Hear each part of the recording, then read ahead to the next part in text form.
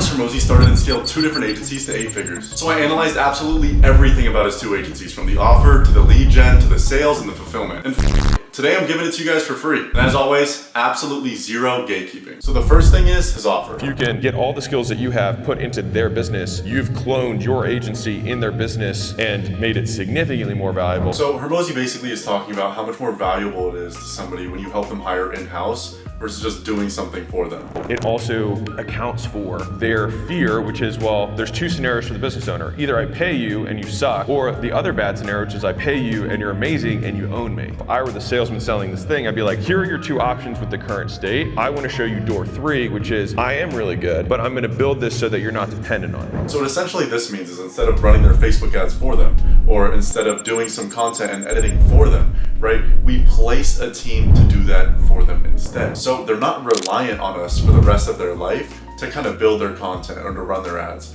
Instead, they rely on us for a month, 2 months, 3 months to get all those people in place. And then from there, they're reliant on their own team. This ends up making it way cheaper for the business owner because they're not paying an agency, they're paying their own people, and they can end up doing kind of whatever they want rather than you doing it for them. The pros here for you is it's a much longer sale, like Hormozi said, but also it's much more expensive, right? So this solution for them, you're gonna be able to charge a lot more rather than just $2,000 a month. It's obviously a more expensive solution because they'll have it forever, but long term, you're also saving them money, because let's say they pay an agency $3K a month for some marketing services. Instead, you get them the same exact services, so you hire a team for them that costs $1,500 in payroll a month. So you're saving them $1,500 a month. So over a 12-month time period, obviously that stacks up and you end up saving them money, even if you're charging 10K up front. So it's really easy to be like, oh, just place people, but like, how can we actually go about doing that with the offer? Now, something that's super important about this is actually how the offer is packaged. Now, although we're gonna be providing more value, obviously, by placing a team,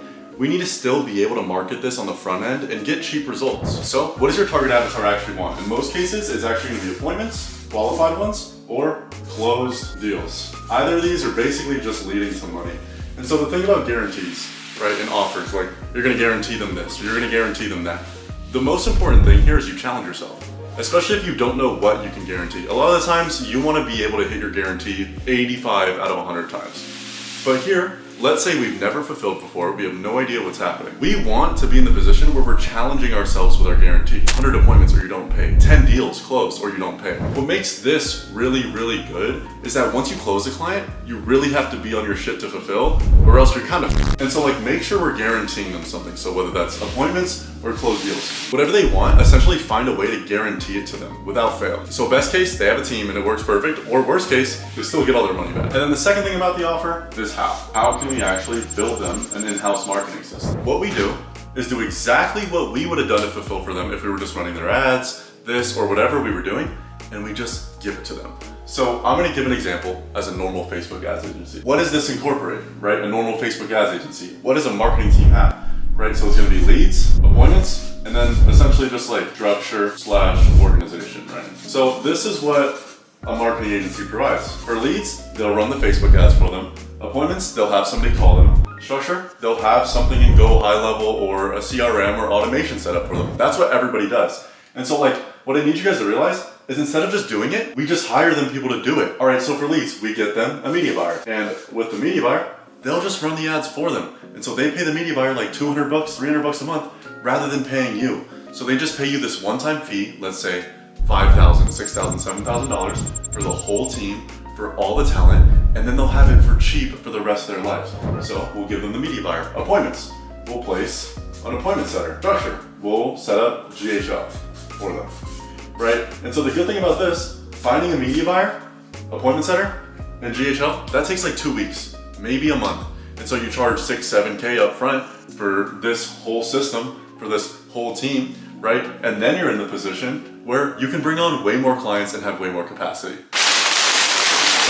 So the second thing is his way of generating leads. In order to get engaged lead, which is people who show interest in the stuff that you have to sell, then it means you have to show people who are not interested and get them interested. And so the question is, what is that bridge that goes between not interested and interested? You give them value. So Hormozi is essentially saying the way to generate leads, the way to close deals is providing value for free.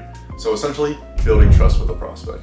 Now, a huge thing in the agency space is I don't trust you. I got scammed by another agency, this and that. And so generating leads like this essentially invalidates the whole objection. And you give them value, ideally, around a problem that you want to solve for them. Now, how you define the problem that you're going to solve gets into the nuance of how you create a lead magnet or offer, but you give yourself the opportunity to solve their problem, ideally for very low risk, which is either very cheap or nothing at all. And then by doing that, you earn the most valuable thing you can have in business, which is trust. And then at that point, that's when the real conversation begins, and that's where monetization starts. So essentially here, it's like, okay, I'll give you this for completely free, and then after that is when you actually pay me. And so then they can't be like, oh, I don't know if I can trust you, I don't know if you can actually deliver, because you already did. How can we actually go about implementing Alex Hormozi's way of lead gen? Now, first thing I want to preface this with is it doesn't matter the platform. So whether you're running paid ads, whether it's DMs, whether it's calls, whether it's door knocking, whether it's emails, whether you're sending them mail, it's all the same. And so like, pick your platform, wherever your niche hangs out. If they're on Facebook, send Facebook DMs. If they're on their phone, do cold calls. If they're on LinkedIn, send LinkedIn DMs. If they're checking their email, cold emails. Run ads, whatever, right? Now, step one is picking where you're sending from. So let's say in this case, we're just gonna send DMs on Instagram. To structure our DM, or to structure our ad, or to structure whatever we're doing, we first have to realize what they want the most. So again, the same thing with the offer. What do they want the most? Appointments or deals? Now, what information do they want the most? Whatever that is, we give that to them for completely free. What this is gonna allow us to do is get way more responses, right? It's gonna allow us to get way more leads for a way cheaper price. After we give them that thing for free, there is always gonna be a next problem. And so like every entrepreneur has a problem. So whether it's Jeff Bezos, he has a different problem than what you have. I have a different problem than the problem you guys have, right? And so like you solve this first problem for free, which is most times gonna be leads. You teach them how to run Facebook ads for completely free. You hire them a media buyer, whatever, for completely free.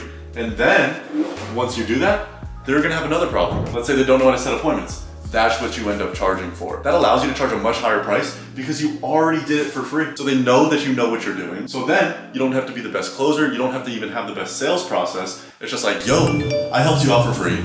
Now you have another problem. Let me help you out with this one.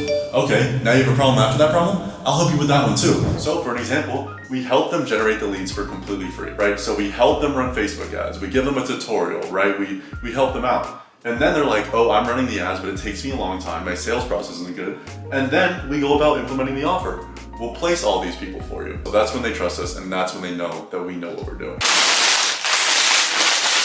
And number 3, the way he was closing in his sales. Sell anything you want in 5 steps. The closer framework. C, clarify why the person is there. Why did they even reach out to you? L, label them with a problem that you plan to solve. O, overview their past experiences or past pains that they've gone through trying to solve this exact same problem. S, sell them the vacation. So you want to sell them what they're going to experience, what it's going to be like when they experience the result of what you're going to get them, not the way that you're going to get them there. E, explaining away their concerns. So if they're worried or they're hesitating or they're not sure, explaining away their concerns so you can move them towards the finish line. And finally, R is you want to reinforce the decision that they just made so that they feel good about it, and then you start the relationship off on the right foot. That's the closer framework. So, like Hormozi just explained, it's a closer framework. So see, at the very beginning of the call, you're going to clarify why they're there. What are you looking for specifically? The goal here is to find out why they're on the call. They clearly have a problem that they want solved, or else they wouldn't be there. So essentially all you're asking is, hey, why are you here? What is your point of being here on the call with me today? If you don't do this, you have no direction for the conversation because you don't understand why they're there. You don't understand the goals that they want.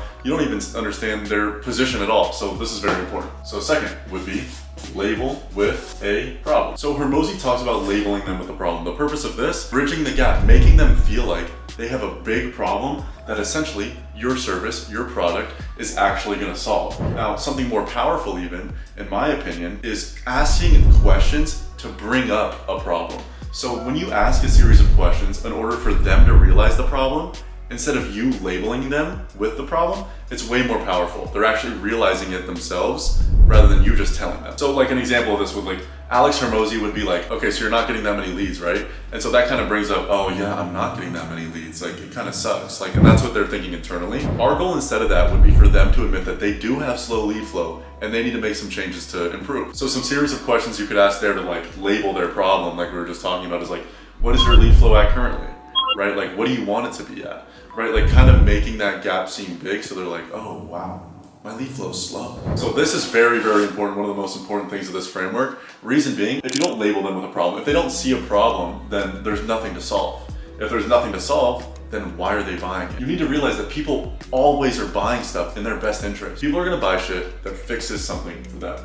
And so if they see something really big as a problem and they see your product as a fix, then they'll buy it. If they don't have a problem, they're not gonna buy anything. So essentially, very, very simple. Laying out the past. What have they tried? What do they want? And things of that nature. Now there's two main reasons for this. One reason being, we want to pre-handle their objections at the end of the call. So that means they might have worked with an agency before you and they might have gotten scammed.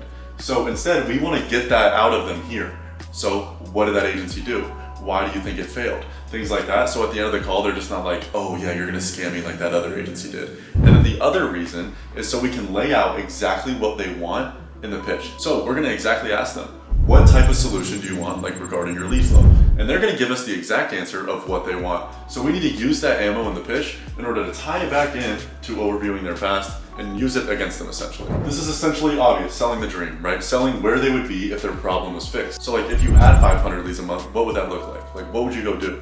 Like what would that look like financially? And so like the point of this whole thing right here is being like, okay, so you're right here and you wanna be right here, and we wanna make that gap as big as possible. And so what that allows us to do is be like, oh, I have a huge problem. And so after this, we're gonna go about pitching them, telling them about our stuff, which is gonna be the solution from where they are right now, which is essentially clarifying and labeling, to their vacation. So it's like, we're basically showing them here how much better their life would be if the problem was fixed. And then we're bringing up our service as a solution to the problem. So E is essentially explain away their concerns. Now, everyone's not just gonna be like, ooh, that sounds perfect, I'm gonna buy it. They're obviously gonna say things, I need to think about it, or I need to talk to my partner, stuff like that. So the way we go about handling objections is diffuse, clarify, and overcome. So like an example of that, like a prospect could be like, oh yeah, I like it, it's just way too much money. And then you could be like, no worries, 100% that's cool, but just to understand where you're coming from, like, what do you mean exactly it's too much money? And then let's say they're like, yeah, the last agency was only 1,500, why is this one 2,000? And you would be like, 100%, yeah, it is expensive, but if it were to get you those 200, 300 leads a month that you told me you wanted,